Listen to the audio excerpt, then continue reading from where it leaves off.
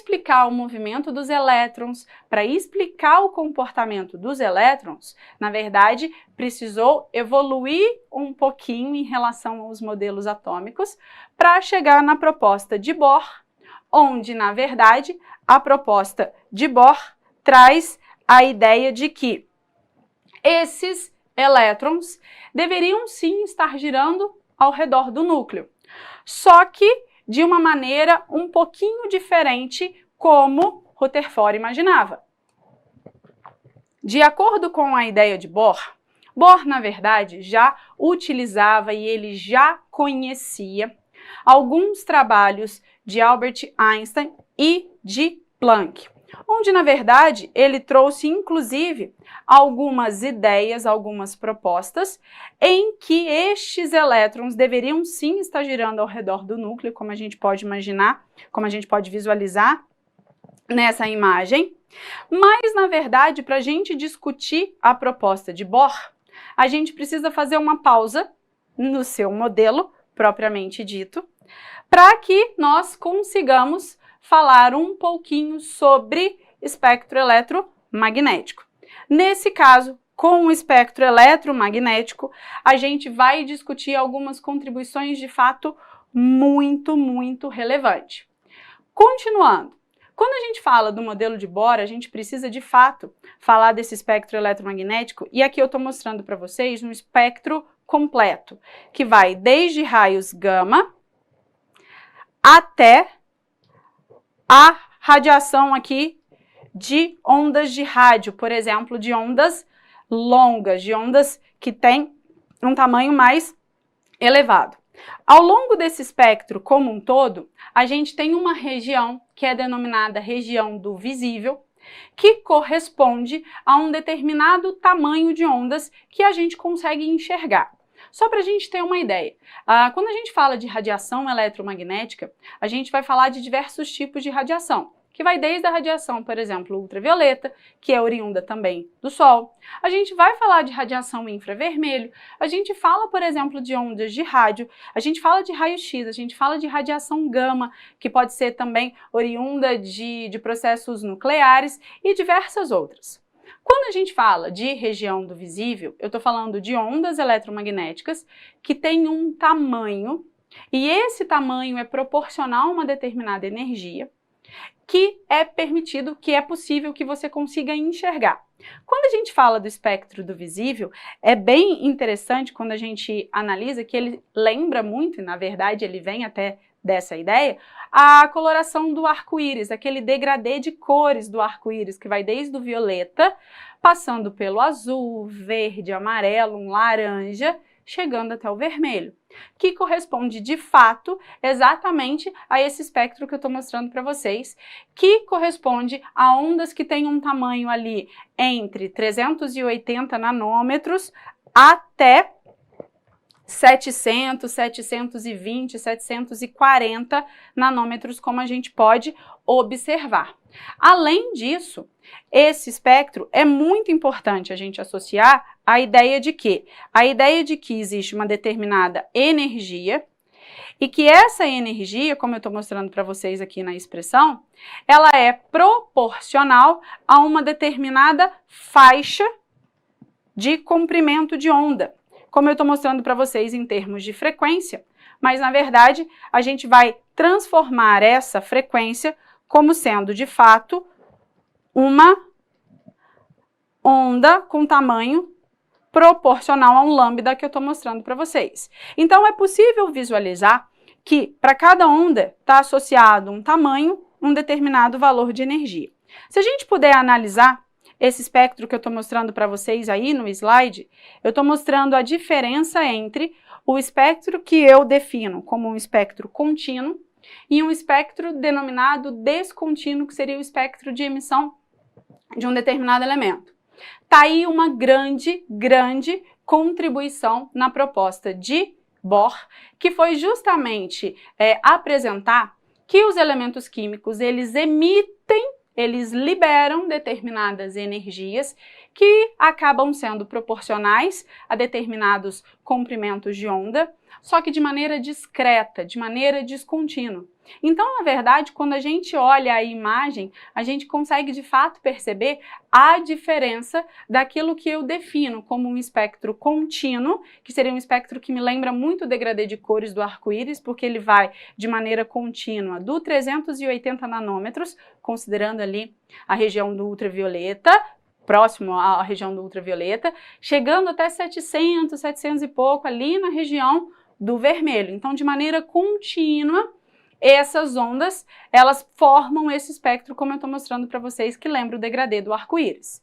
Já de acordo com a proposta de Bohr, ele conseguiu comprovar que os elementos químicos, em determinadas condições que a gente vai discutir, eles emitem, não de maneira contínua, mas eles emitem de maneira discreta, ou seja, de maneira descontínua, onde cada elemento é capaz de liberar uma determinada quantidade de energia proporcional a uma onda que tem uma relação com uma determinada cor. Como a gente pode observar aqui no espectro de emissão do hidrogênio, que a gente observa 4 linhas, sendo que cada uma dessas linhas está associada a uma determinada emissão do hidrogênio.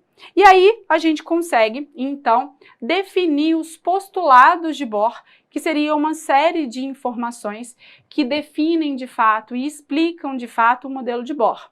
Quando a gente fala do modelo de Bohr, dentre os modelos atômicos, ele é aquele modelo que mais cai nas provas. Ano passado, a gente conseguiu observar que caiu uma questão dessa na prova do Enem, então é super importante que a gente sempre se atente a essa questão associada ao modelo de Bohr. Então, quando a gente fala dos postulados de Bohr, a gente vai discutir cada um deles de maneira que Bohr, então, utilizou o seu conhecimento na física quântica para descrever os seus modelos, o que é um ponto muito diferente do que Rutherford trazia. Outro ponto importante, e aí é a grande diferença do seu modelo para o modelo de Rutherford, é a ideia da energia quantizada.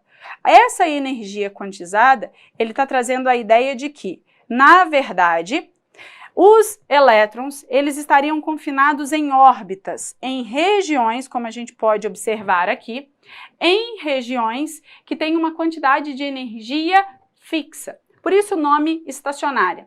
Essa ideia da energia fixa ou ondas estacionárias significa, na verdade, que o elétron não vai nem ganhar e nem perder energia enquanto ele estiver ali circulando, girando ao redor do núcleo. E foi exatamente isso o que explicou a estabilidade dos elétrons. Porque se os elétrons estão girando em órbitas ao redor do núcleo, em órbitas denominadas estacionárias, com energia fixa, eles sabem, por exemplo, que esses elétrons não vão ganhar nem perder energia enquanto ele está girando, e é exatamente isso que justifica os elétrons não colidirem com o núcleo, que é justamente essa ideia das órbitas estacionárias, que falam, que relatam a ideia de energia quantizada. E aí eu te chamo a atenção para alguns detalhes importantes. Tem algumas palavras que me ajudam a prever, ou na verdade, enxergar características do modelo atômico. Quando a gente fala do modelo de Bohr, a gente vai falar algumas palavras que são muito específicas, como, por exemplo, quantum de energia, fóton de energia, como, por exemplo, energia quantizada. Essas palavras estão de fato associadas ao modelo de Bohr, porque traz justamente a ideia de pacotes fixos de energia, e é o que justifica os elétrons não colidirem com o núcleo. O terceiro postulado que ele traz, e é algo que você precisa levar para a química como um todo, que justifica lá na frente aquela ordem da distribuição eletrônica, é a ideia de que o átomo, no caso do que os elétrons, sempre vão buscar um estado de menor energia. Esse estado de menor energia, ele é denominado um estado fundamental. E esse estado de menor energia é o estado de estabilidade para o átomo, de estabilidade para o elétron. Enquanto o elétron estiver girando ali no seu orbital, na verdade na sua camada, porque a gente ainda não discutiu o conceito de orbital. Enquanto ele estiver girando ali na sua camada, na sua camada própria, com energia fixa, vai ser a menor energia possível que ele poderia ter, o que garante a ele uma certa estabilidade. Só que a gente vai ver que esses átomos podem, esse elétron pode sair do seu estado fundamental e sofrer o que a gente denomina como salto quântico, sendo que esse salto quântico é exatamente quando um elétron ele consegue absorver uma certa quantidade de energia de uma fonte externa e ele acaba saltando para uma camada mais externa. Olha aqui o que eu estou demarcando para vocês aí no slide. Ele absorve energia de uma camada mais externa, ele absorve energia de uma fonte externa, e aí ele acaba saltando para um nível superior, que seria um nível mais energético, que constitui o que a gente vai denominar estado ativado, o que é, na verdade, uma situação de instabilidade. O átomo não quer ficar ali. Se ele não quer ficar ali, o que vai acontecer é que ele vai querer retornar para o seu estado de menor energia, só que ele só vai conseguir retornar para o estado de menor energia se ele liberar aquela energia inicialmente absorvida. Então, o que acontece? Aqui, esse slide ele mostra muito claramente o que é esse processo de salto quântico que Bohr apresentou e é uma grande característica do seu modelo. Quando a gente analisa aqui a imagem como eu estou mostrando para vocês, olha só, o elétron está absorvendo energia de uma fonte externa, que é o que eu estou demarcando aqui. Quando esse elétron absorve energia de uma fonte externa, ele salta para uma camada mais externa. Quando ele salta para essa camada mais externa, ele está no seu estado de instabilidade. Ele não quer ficar ali, porque ele tem mais energia do que ele precisava ter. Então, esse estado de instabilidade, que é o que a gente define como estado excitado, não é um estado em que o elétron vai querer permanecer ali. Então, na verdade, o que o elétron quer, e isso acontece quase que instantaneamente, é retornar para a sua camada mais interna. Só que ele só vai conseguir retornar para a camada mais interna se acontecer uma determinada situação.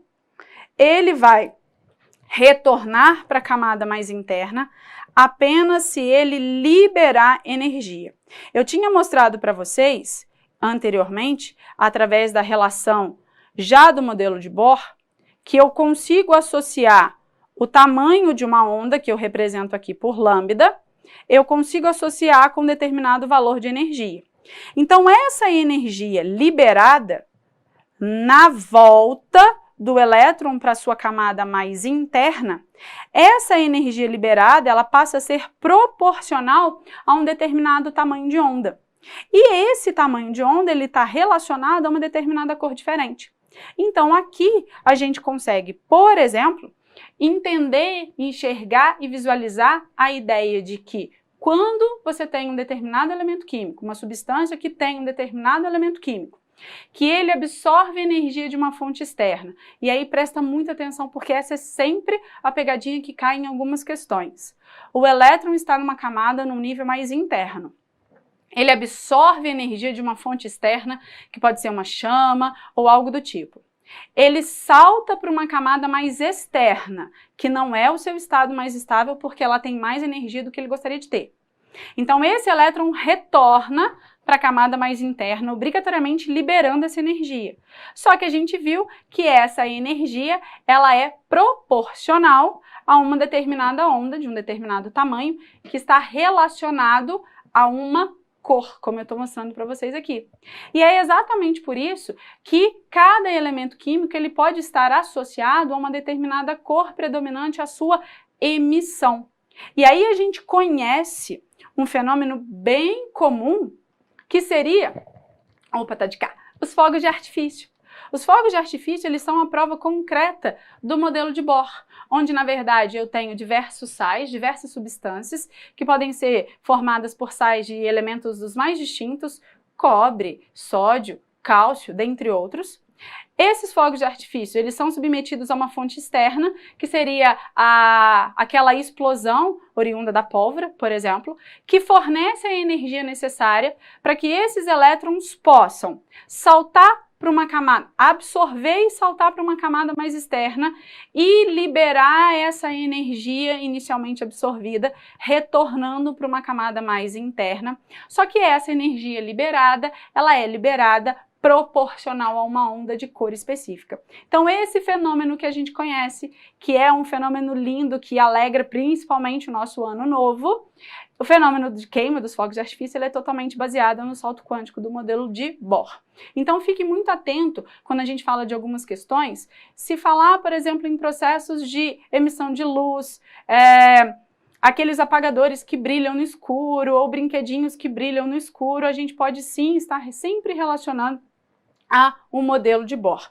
Então, quando a gente fala disso, é importante citar que o modelo de Bohr não é o modelo mais atual. A gente vai comentar superficialmente sobre a proposta do modelo de Schrödinger, que seria um modelo baseado nas características duais do elétron, como eu vou comentar, mas do ponto de vista didático, para o que nos interessa para as provas, para o Enem, para as diversas provas, para os diversos vestibulares, o modelo de Bohr nos atende muito bem. Até porque, a partir do modelo de Bohr também, com as contribuições, por exemplo, de Summerfield, como a gente viu lá no início, com aquela linha do tempo que eu mostrei para vocês, com aquelas contribuições de Summerfield, a gente pode até discutir mais à frente a ideia de nível, subnível, entre outros, que é a parte de distribuição eletrônica.